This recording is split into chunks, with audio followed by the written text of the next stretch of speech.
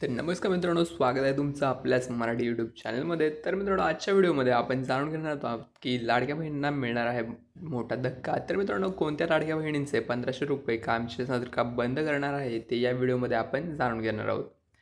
तर मित्रांनो, सर्वात अगोदर महाराष्ट्र सरकारच्या लोकप्रिय मुख्यमंत्री माझी लाडकी बहीण योजनेच्या लाभार्थ्यांसाठी ई-के-वाय-सी करणे आता अनिवार्य झाले आहे. ई-के-वाय-सी न केल्यास किंवा निकषामध्ये न बसणाऱ्या महिलांचा दरमहा 1500 रुपयांचा लाभ मे 2026 पासून कायमचा बंद होणार आहे, अशी घोषणा महिला व बालविकास विभागाने केली आहे.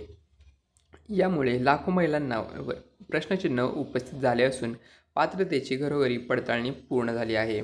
योजनेचा लाभ घेण्यासाठी महिलांचे वय 21 ते 65 वर्षाच्या मर्यादेत असावे, कुटुंबाकडे 4 चाकी वाहन नसावे, वार्षिक उत्पन्न 2.5 लाख रुपयांपेक्षा कमी असावे आणि इतर सरकारी योजनांचा लाभ घेतलेला नसावा, असे निकष आहेत. सोलापूर जिल्ह्यात योजनेत सुरुवातीला 18,77,000 मतदारांपैकी 11,21,000 महिलांनी लाभ घेतला होता. पण विधानसभा निवडणुकीनंतर घडलेल्या पडताळणीत अनेक अपात्र ठरल्या. वयोमर्यादा किंवा उत्पन्न निकषात न बसणाऱ्या महिलांचा लाभ आधीच बंद झाला असून आता ई-के-वाय-सी पूर्ण केलेल्याही यादीत सामील होणार आहेत.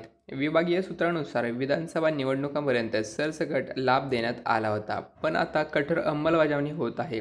30 एप्रिल 2026 ही ई-के-वाय-सी दुरुस्तीसाठी शेवटची मुदत आहे. पात्र महिलांसाठी जानेवारीनंतर थकीत हप्ते लवकरच जमा होण्याची शक्यता असली तरी अपात्र महिलांना लाभ मिळणार नाही. लाभार्थी यादी ऑनलाईन तपासण्यासाठी अधिकृत वेबसाईटवर जा आणि ई-के-वाय-सी प्रक्रिया तात्काळ पूर्ण करा.